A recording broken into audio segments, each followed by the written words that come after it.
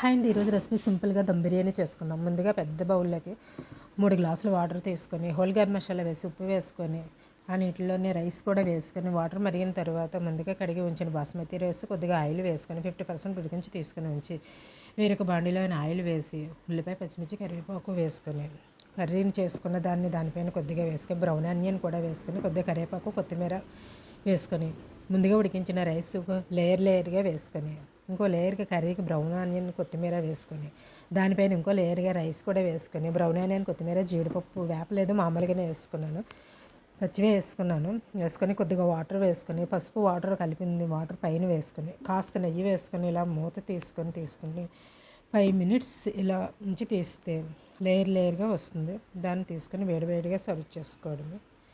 Do like, share, comment and subscribe చేయండి. Thank you.